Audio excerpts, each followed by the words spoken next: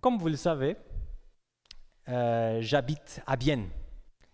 Bienne est une ville bilingue, mais soyons un peu honnêtes, hein, c'est surtout allemande. Hein.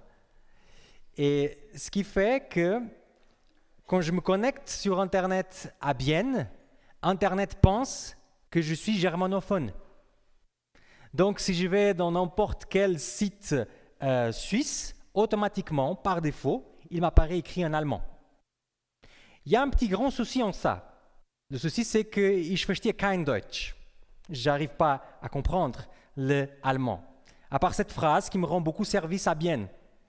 Mais à part ça, je sais dire rien.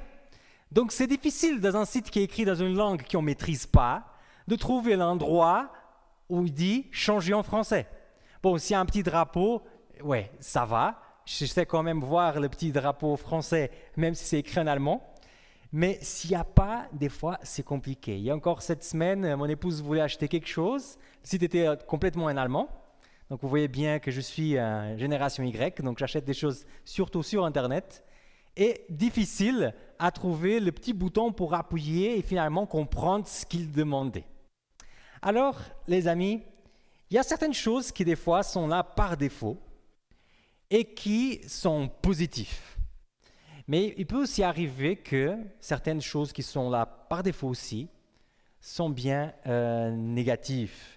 Si je vous pose une question, par défaut, l'homme, c'est-à-dire l'homme avec un H majuscule, l'humanité, est-ce qu'on est bon ou mauvais à la base? Alors, pour ceux qui ont peur de dire la mauvaise réponse à ça, je vous préviens déjà que ça, c'est un grand débat parmi les philosophes depuis la nuit du temps. Ils ne sont pas tous d'accord. Donc, vous êtes libre d'avoir des opinions différentes. Je vous pose vraiment la question pour que vous puissiez un peu réfléchir à ça. Parce que dans cette prédication aujourd'hui, on va quand même essayer de répondre à ça. Mais selon la Bible, pas selon moi, pas selon la société, selon ce que la Bible nous présente. Mais que pensez-vous? L'homme est plutôt bon ou mauvais? Ok. Pardon? Ouais, Kant disait ça, qu'on a une table rase. Ouais. Alors, on va essayer de voir ensemble si la Bible va dans ce sens. Une fois, j'ai posé la question à quelqu'un, il m'a dit, ça dépend de la personne. C'est une bonne réponse, non? Mais non, on ne va pas essayer d'aller dans le simple, on va essayer de voir depuis le début dans quelle direction la Bible nous pointe la direction. Alors, prenez vos Bibles, les amis, prenez vos smartphones, vos tablettes, on va bien utiliser nos Bibles aujourd'hui, et ouvrez dans la première page. Donc, Genèse chapitre 1er, verset 1er, et on va lire jusqu'au verset 2, ok? Je vais vous lire dans la version du Semeur, mais c'est un texte que, version du Semeur, vieille seconde, vous la connaissez pratiquement par cœur, tellement vous avez entendu. Le texte dit comme ça, « Au commencement, Dieu créa le ciel et la terre.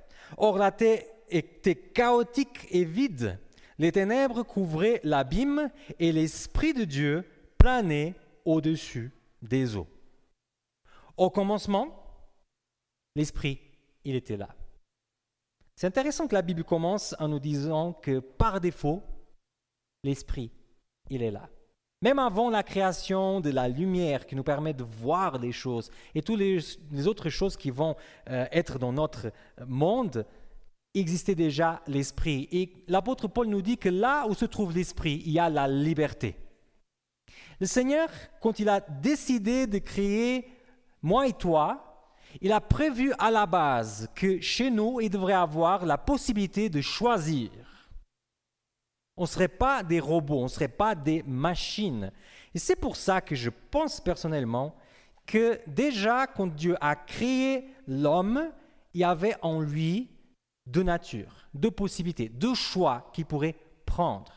Si vous lisez la page suivante, ou si vous descendez avec votre doigt sur vos logiciels, vous pouvez voir en Genèse chapitre 2, verset 7, qu'il a écrit ainsi par rapport à la création de l'homme. « L'Éternel Dieu façonna l'homme avec de la poussière du sol et lui en souffla dans les narines le souffle de vie, et l'homme devint un être vivant. La possibilité de choix vient avec deux possibilités des deux natures qui composent l'être humain. D'un côté, on va avoir l'argile, sincèrement, la poussière, la chose que souvent le vendredi, si vous préparez votre sabbat, vous essayez d'enlever de votre maison. La chose plus bête qui existe dans cette terre. Aussi, une chose qui est matérielle, une chose qui n'est pas tellement importante que ça, soyons honnêtes. Mais de l'autre côté, avec cette poussière insignifiante, le Seigneur va mettre son souffle de vie. Et le souffle de vie, ou l'Esprit de Dieu, il est céleste, il est important, il est éternel. C'est la respiration du Dieu lui-même qui est là. Donc d'un côté, il y a une partie qui est d'ici-bas, qui est terrestre, matérielle, qui a une fin. Et de l'autre côté, on a quelque chose qui aspire à Dieu, qui a un peu les caractéristiques de Dieu, en fait, qui est la respiration de Dieu lui-même, qui fait que notre corps puisse bouger et être vivant. Et lorsque on a été créé, cette partie spirituelle était par défaut majoritaire. L'homme, dans le jardin d'Éden, n'avait pas besoin de faire l'effort pour être spirituel. Automatiquement, ils étaient en relation avec Dieu. Si vous connaissez bien l'histoire, s'ils ont dû faire de l'effort pour quelque chose, c'était pour ne pas être spirituel. Il y a la chute qui arrive, ils vont faire ce qu'il ne faut pas. Et à partir de là, personnellement, en lisant le texte biblique, j'ai l'impression que l'homme est devenu naturellement sans Dieu. Quand on voit Caïn qui va lever son bras pour tuer son frère, là on voit qu'il y a quelque chose qui se passe. On n'est plus dans le spirituel, là on est dans le terrestre, on est dans le matériel. On est dans les disputes qu'on connaît.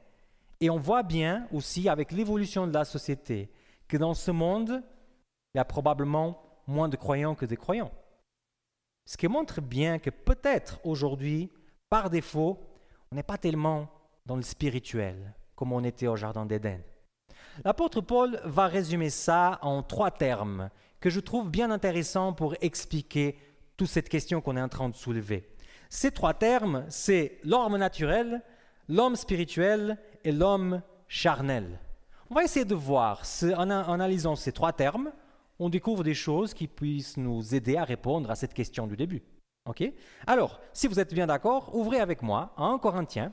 On va essayer de lire au chapitre 2 de 1 Corinthiens et au verset 14. Cette fois-ci, je vais vous lire dans la version français courant.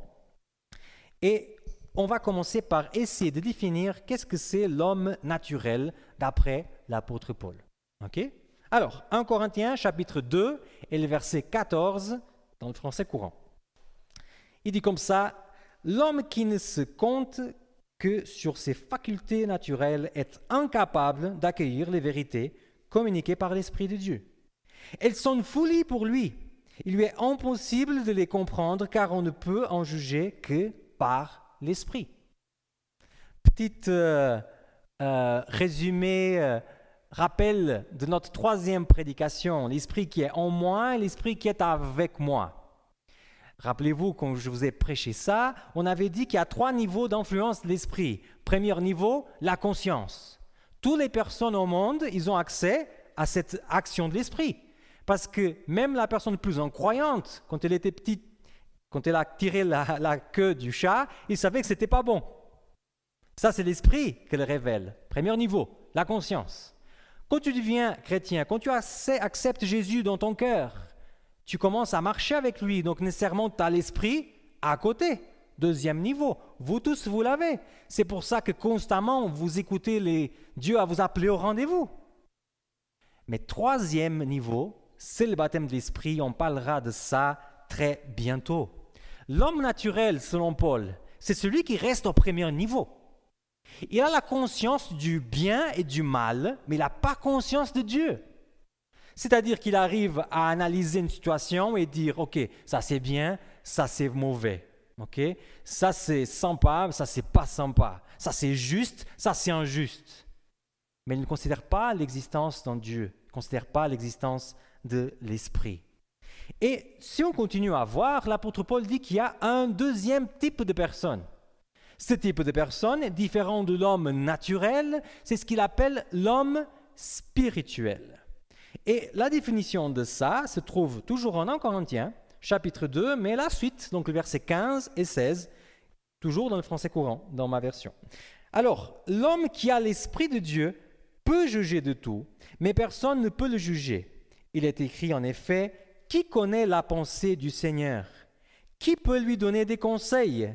Mais nous avons la pensée du Christ. » Alors, celui qui est spirituel d'après Paul, c'est quelqu'un qui a mis l'Esprit au commencement de toutes les choses qu'il a fait.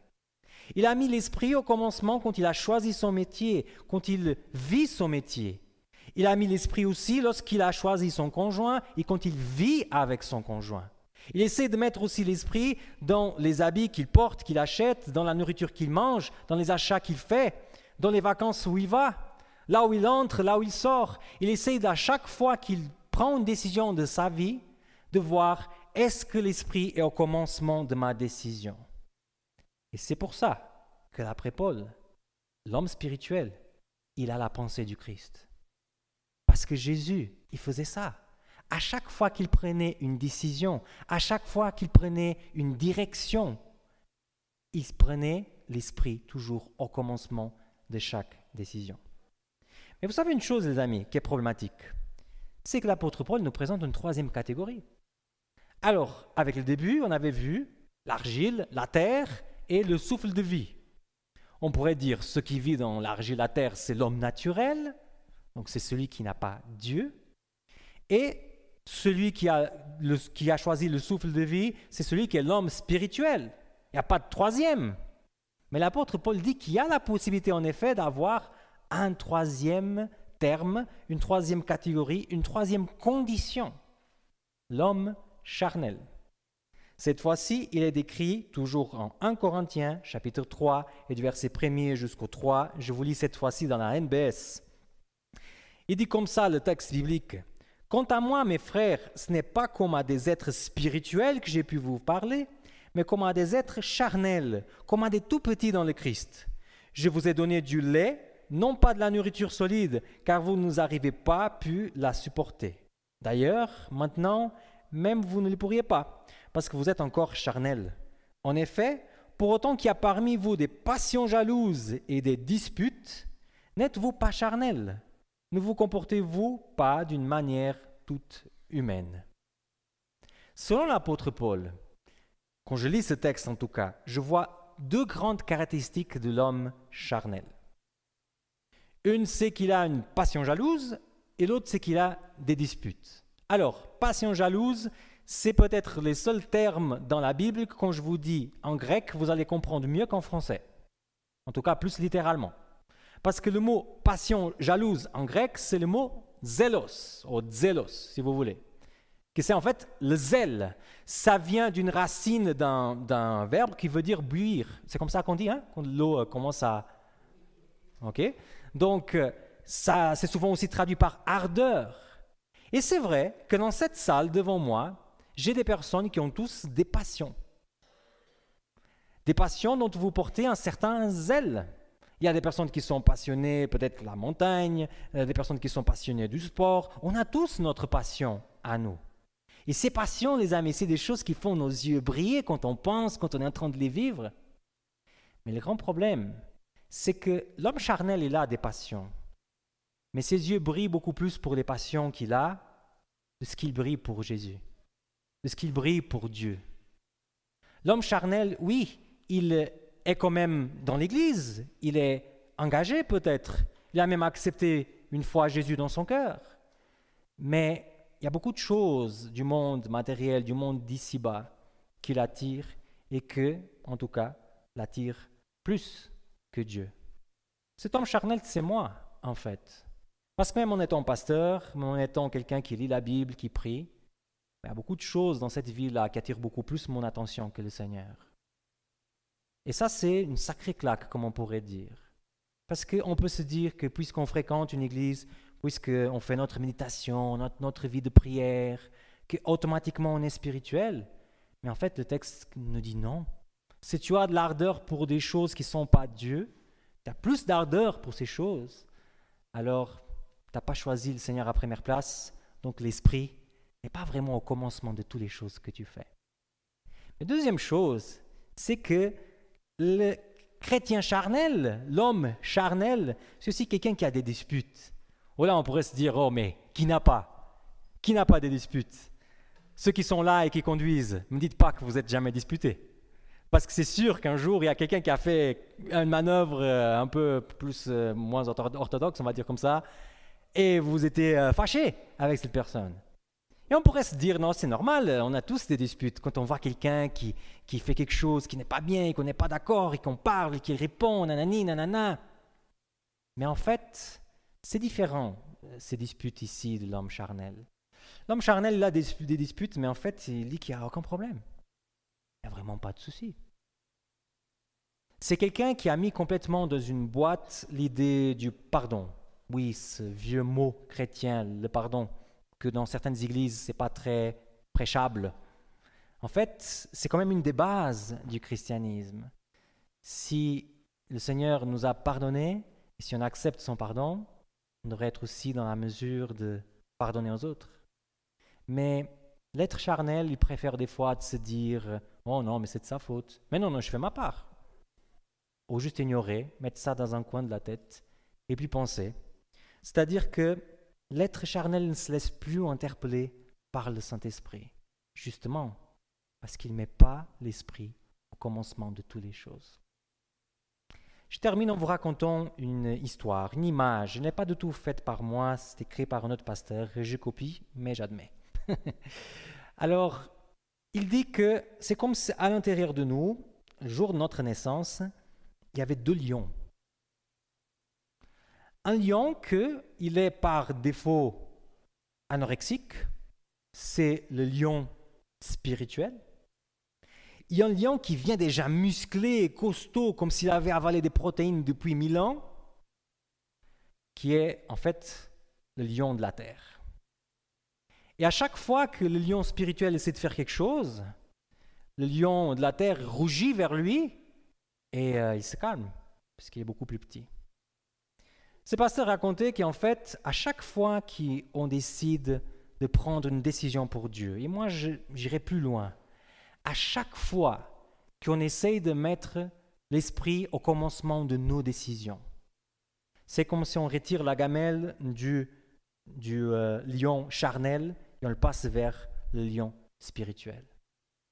Et là, il y a encore un moment où on peut décider de mettre l'esprit en premier, ma tête en premier, ma logique, mes émotions. Et je décide par l'esprit, je reprends et je mets à nouveau de la nourriture dans le lion spirituel. Et si cela continue le processus, ça arrive un moment que le lion spirituel devient beaucoup plus grand que le lion charnel. Et là, c'est le lion charnel qui n'ose pas bouger. Mais tout ça, les amis, c'est le cheminement. C'est le fruit d'une recherche de l'esprit. C'est le fruit d'un cheminement avec Jésus-Christ, en qui on se laisse impressionner, changer par lui. Quand tu penses à ta vie, quand tu penses à ta dernière semaine, est-ce que tu as mis vraiment l'esprit au commencement des choses? Est-ce que quand tu prends une décision de la plus bête jusqu'à la plus compliquée, est-ce que tu te laisses interpeller par cet esprit? Est-ce que tu poses la question et tu dis, Seigneur, à travers ton esprit, montre-moi quelque chose. Montre-moi la paix dans ma décision. Montre-moi une direction. Montre-moi quelque chose, mais n'importe dans quelle direction. Moi, je veux vraiment que tu puisses me dire quelque chose. Je n'ai pas du tout prévu de parler de ça. Comme je vous avais dit, c'était la dernière image. Mais je sens que je dois vous raconter ça aussi. Cette semaine, je fais ma méditation sur les livres, l'Épître aux Hébreux. Donc, c'est le livre que je suis en train d'étudier. Et il y a une partie dans le chapitre 4, si je ne me trompe pas, qui parle que les décisions ne sont pas pour demain, les décisions sont pour aujourd'hui. Ne dis pas que tu feras ça demain, fais ça aujourd'hui. Et quand je termine ça et je suis dans mon questionnement, je suis en train de penser, mais Seigneur, mais qu'est-ce que je dois décider aujourd'hui dans ma vie? Est-ce qu'il y a quelque chose que je suis en train de laisser traîner dans ma vie? Il y a mon épouse qui entre. Il dit, qu'est-ce que tu fais? Je viens de finir ma méditation. Ok, et qu'est-ce qu'il t'a dit? Il m'a dit que je dois décider quelque chose aujourd'hui, mais je ne sais pas quoi. Mais tu es sûr que tu ne sais pas quoi? Non, là, il n'y a rien qui me vient. Et là, tout d'un coup, il y a quelque chose qui me vient. Ça fait 3 ans exactement que je me dis, il faut que je recommence à faire du sport. J'ai toujours toutes les excuses du monde pour ne pas faire. On a discuté déjà plusieurs fois avec Simon, il m'a déjà encouragé, il m'a même donné des exercices à faire, mais oui, que dalle. Donc, voilà. Et là, j'ai dit, c'est vrai, je devrais penser à commencer à faire du sport. Et mon épouse se tourne vers moi et me dit, mais non, tu as dit de faire aujourd'hui. Ah non, mais je peux pas, parce qu'en fait, moi j'ai besoin de préparer ça pour une étude biblique demain et il faut pas. Il m'a dit, mais alors qu'est-ce que tu viens me dire? C'est aujourd'hui ou c'est pas aujourd'hui? Moi, ok, c'est aujourd'hui. Donc je suis allé courir. Alors, c'est pas que j'écoute tout le temps la voix du Seigneur, mais c'est justement en acceptant que le Seigneur puisse contrôler notre vie qu'on passe la nourriture au lion spirituel. Ma prière pour vous, les amis, c'est que vous puissiez, et moi aussi, avoir la force de faire ça, pas juste une fois dans la semaine, mais tout le temps, de mettre l'esprit au commencement des choses qu'on entreprend. Et j'en suis sûr que votre vie sera largement bénie par ça. Mais vous savez quoi encore? Notre église sera bénie. Votre lieu de travail sera béni. Notre ville sera bénie. Notre pays sera béni si on met l'esprit au commencement. Que l'Éternel vous bénisse. Amen.